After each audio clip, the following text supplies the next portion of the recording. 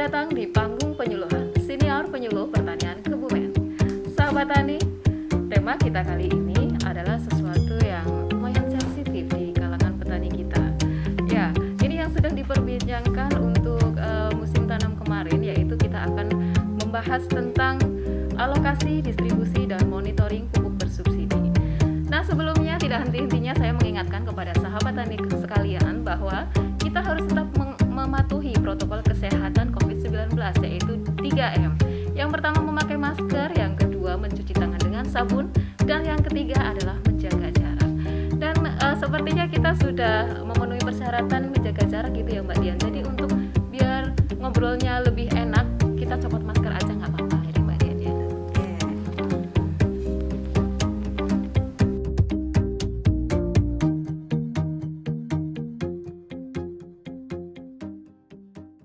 Ya, sahabat tani, telah hadir bersama saya Kepala Seksi Pupuk Pestisida dan Alsintan Bidang Sarana Prasarana dan Penyuluhan Dinas Pertanian dan Pangan Kabupaten Kebumen. Beliau Ibu Dian Pratama Jati SE. Semangat pagi Mbak Dian. Pagi Mbak. Ya, semangat pagi ya, selalu semangat ya Mbak Dian ya. Ya. Ini saya panggilnya Mbak aja, maaf ya. Gak apa-apa ya, Nggak karena apa-apa, Mbak Dian kan kelihatannya Kita masih muda seumuran, sekali. Seumuran ya. Bahkan kayaknya lebih tua saya ini. Ya Mbak Dian, ini kita akan membicarakan sesuatu yang lumayan sensitif kayaknya ini untuk kala sahabat tani kita semuanya ya. Jadi kita harus hati-hati kayaknya Mbak Dian ya. Ini kita akan mengangkat tema alokasi, distribusi, dan monitoring pupuk bersubsidi. Nah Mbak Dian, ini ngomong-ngomong tentang pupuk yang sekarang lumayan lagi dibicarakan karena kemarin keluarnya surat edaran per 1 September 2020 bahwa untuk penebusan pupuk bersubsidi harus menggunakan kartu tani, wajib ya Mbak Dian ya. Jadi yang belum mempunyai kartu tani pun itu tidak bisa menebus pupuk bersubsidi. Kalau untuk alokasinya ini, sebenarnya mekanisme dari alokasi pupuk bersubsidi itu sendiri gimana ini Mbak Dian? Kalau kita bicara tentang pupuk bersubsidi Mbak, Ya. jadi pupuk bersubsidi itu kan tidak hanya menjadi kewenangan dari Kementerian Pertanian. Jadi kalau kita bicarakan tentang mekanismenya, di situ ada untuk Kementerian Pertanian untuk penyediaannya Ya. dan pengalokasiannya. Alokasi. Kemudian yang kedua ada dari Kementerian Perdagangan, itu diatur di Permendaknya itu tentang penyalurannya. Kemudian ada juga Himbara, Himpunan Bank Negara, Ya. itu untuk penyediaan kuota, setting kuotanya, kemudian untuk penyediaan edisinya itu menjadi kewenangan dari Himbara. Kalau di kita itu berarti di BRI gitu kan. Kemudian yang keempat itu ada dari Pupuk Indonesia, itu penyediaan pupuk bersubsidinya. Jadi ada empat ini yang Ada 4 institusi. ada 4 Iya, institusi yang untuk masalah pupuk di bersubsidi. Indonesia, pupuk bersubsidi ya tentunya, Bersubsidi. pupuk bersubsidi. Nah kemudian untuk alur distribusinya ini bisa sampai ke tangan petani, itu awalnya dari mana ini Mbak Dian? Kalau kita bicara tentang alurnya, berarti kita tidak bisa lepas dari yang namanya RDKK. RDKK.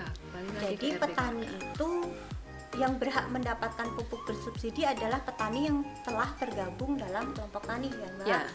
Jadi petani itu mengupdate kebutuhan pupuknya itu melalui sistem RDKK yang kemudian di-entry oleh teman-teman admin, kemudian disahkan secara berjenjang sampai kemudian RDKK ini kami kirim ke kementerian.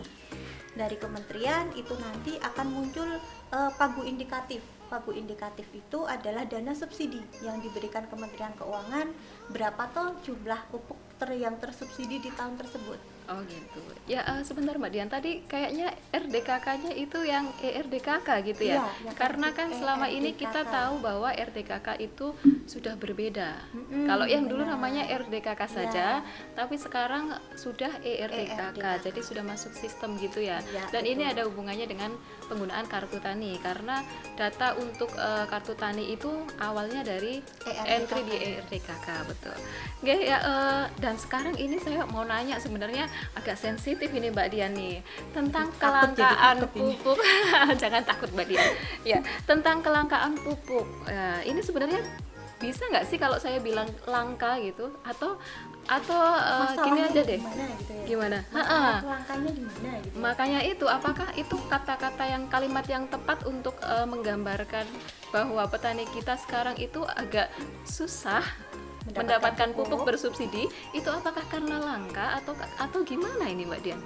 Kalau kita bicarakan apa pupuk di Kebumen langka, pupuknya tidak langka. Pupuknya tidak langka Iya, ternyata pupuknya sahabat tidak tani. langka. Jadi pupuknya itu kan terbagi dua, ada yang subsidi, ada yang non Non subsidi. subsidi.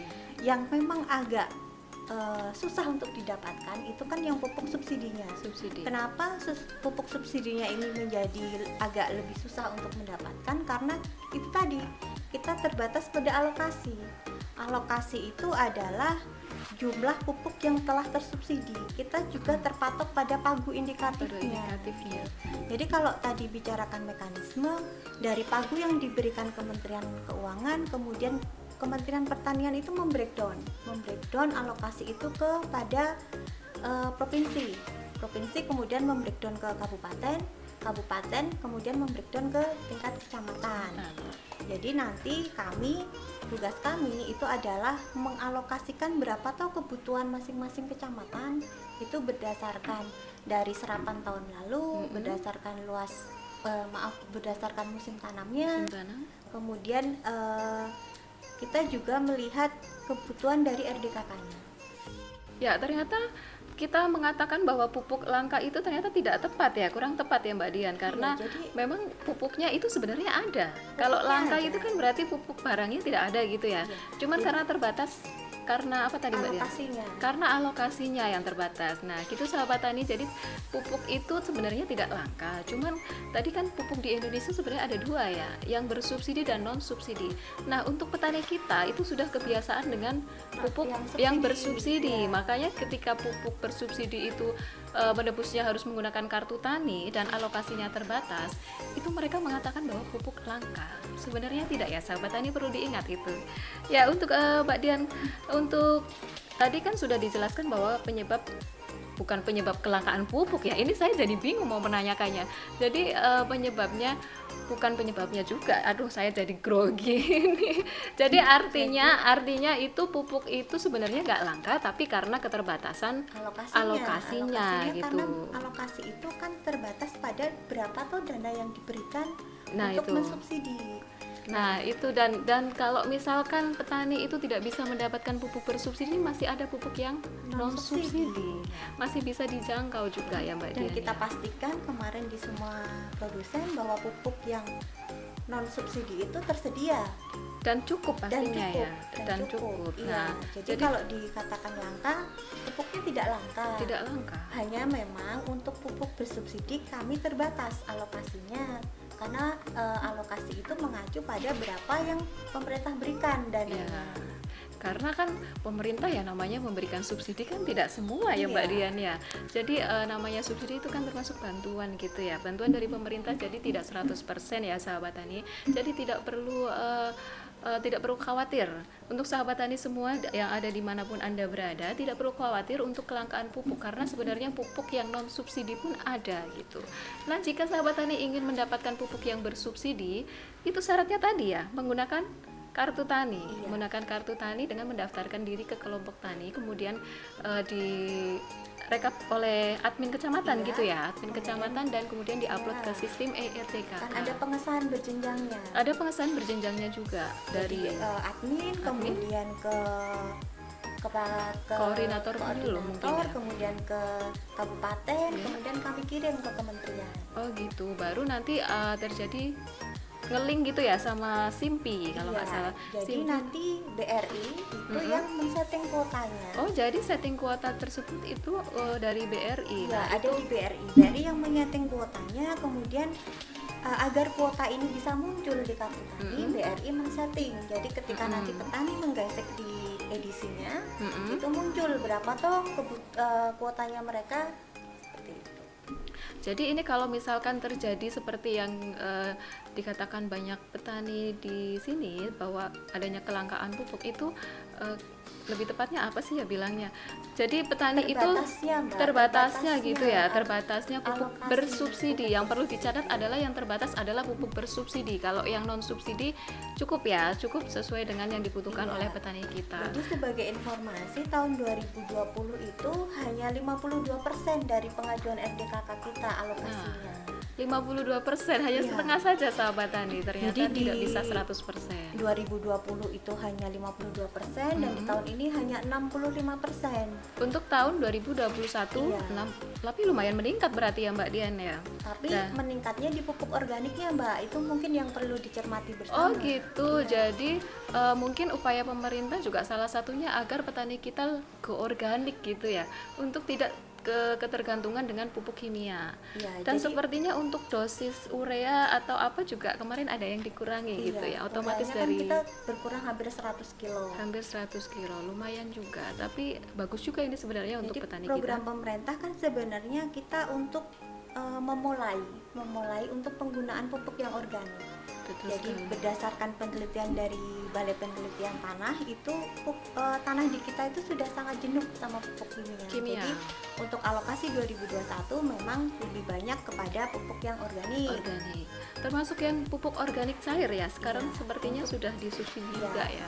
Tapi Jadi memang untuk pupuk organik cair perlu diingat juga sampai hari ini memang belum kita izinkan untuk dikeluarkan karena memang regulasinya sampai hari ini memang masih belum ada regulasi yang pasti. Jadi memang belum gitu. kita keluarkan. Jadi sementara masih pupuk organik yang granul biasa Iya. itu ya Mbak Dian ya. Ya Mbak Dian, ini tadi kita membicarakan bahwa untuk menebus pupuk bersubsidi harus menggunakan kartu tani. Nah ini kan ada juga petani yang belum mempunyai kartu tani, entah itu alasannya apa ya. Tapi ini kan bisa, apakah masih bisa menggunakan secara manual? Sementara kemarin ada surat edaran per 1 September harus wajib menggunakan kartu tani. Jadi gini Mbak, untuk yang tahun 2021 ini keluar permentan baru, Permentan 49 2020. Jadi di situ disebutkan bahwa penebusan pupuk bersubsidi dapat menggunakan kartu tani. Jadi Dapat. tidak semuanya Tidak selalu. memakai kartu tani. Ya. Ada dua macam penebusan. Yang pertama menggunakan kartu tani, yang kedua penebusannya secara manual. Kalau menggunakan kartu tani, petani datang ke kios, kemudian petugas kiosnya menggesek ke Menggesek. edisinya, kemudian memasukkan PIN-nya, itu sebagai dasar transaksinya, kan Iya. seperti itu. Kemudian kalau yang manual, petani itu di permentannya itu disyaratkan ada dua hal. Yang pertama, dia harus membawa KTP, Fotokopi KTP. Ya. Yang kedua, dia mengisi form penebusan yang sudah disediakan oleh KPL-nya. Ya. Tapi di kita, di Kabupaten Kebumen, kita tambahkan persyaratannya. Dia juga membawa fotokopi SPPT, kemudian dia juga harus membawa surat pengantar dari BPP. Dari PPP. Kenapa kita persyaratkan surat pengantar? Karena memang ada kecenderungan bahwa ketakutan kami bahwa nanti ada double untuk pembeliannya. Gitu ya. Bisa dia menggunakan kartu tani, tapi mungkin karena kartu taninya bermasalah atau Iya. seperti apa, kemudian dia menggunakan manual. Ya. Padahal sebenarnya kemarin di 4 bulan kemarin, di bulan September, Oktober, November, Desember kan kita sudah menggunakan kartu tani, Kartu tani. 100% kita menggunakan kartu Iya. tani. Jadi kita juga menjaga untuk biar pemakaian yang dulu-dulu itu bisa tetap berjalan menggunakan kartu tani. Hanya saja untuk petani-petani yang baru yang kemarin ada pembukaan RDKK ya, di Ya. tanggal 14-15 14-15. itu ada petani-petani baru yang masuk di Kebumen, itu ada sekitar 4.000 yang sampai sekarang setting kuotanya itu belum selesai Belum. oleh BRI. Jadi ketika petani datang, dia tidak bisa menunjukkan kartu tani dan kuotanya masih kosong. Ya. Nah, kita mengantisipasi petani-petani yang seperti ini, kita perbolehkan untuk memakai penebusan secara manual. Secara manual. Tapi dengan surat pengantar dari BPP. Nanti di situ dibunyikan juga BPP akan mengecek apakah petani itu ada di RDKK yang 2021. Ya.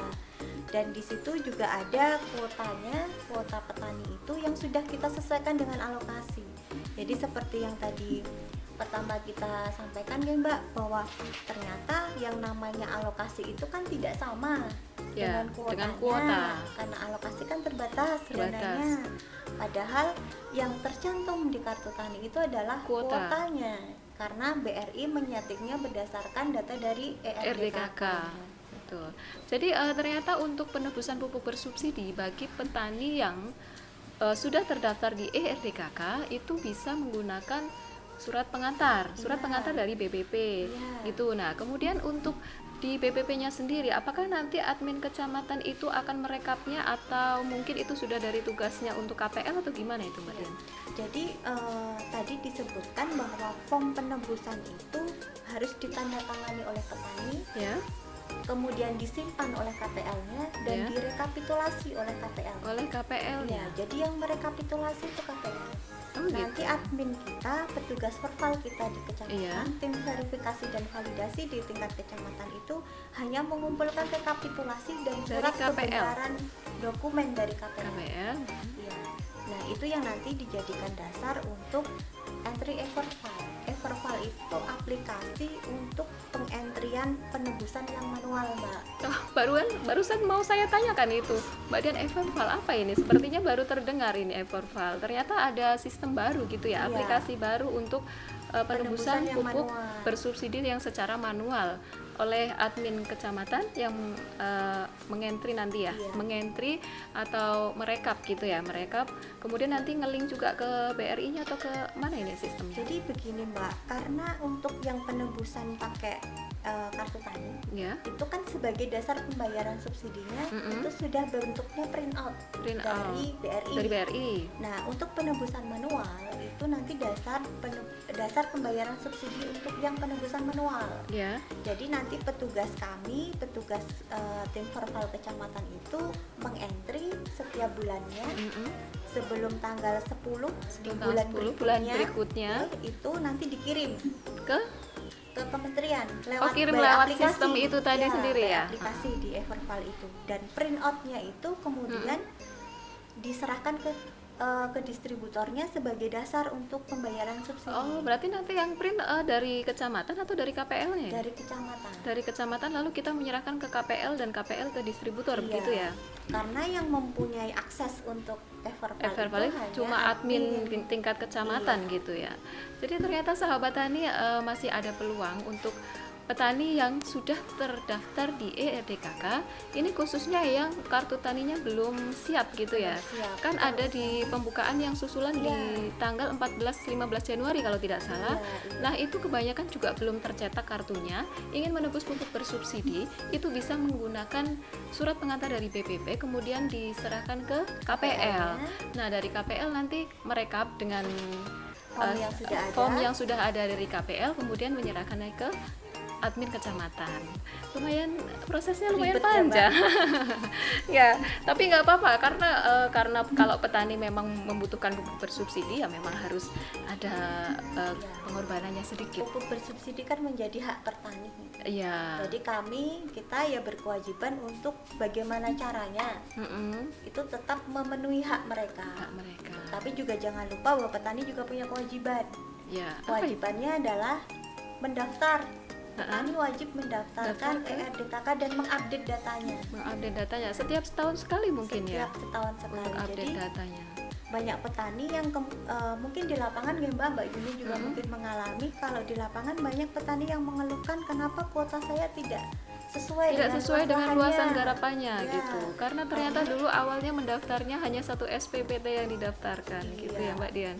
Makanya petani juga harus punya kesadaran untuk Nah, mengupdate. itu dia. Jadi pendataan petani itu penting sekali ya, karena nantinya mungkin dari pemerintah data petani yang ada di ERDKK itu akan dijadikan database mungkin ya. Iya. Ya, jadi jangan sampai ketinggalan sahabat tani semuanya. Jangan sampai ketinggalan jika sahabat tani semua ingin mendapatkan pupuk bersubsidi, alangkah lebih baiknya langsung mendaftarkan ke kelompok dulu mungkin ya.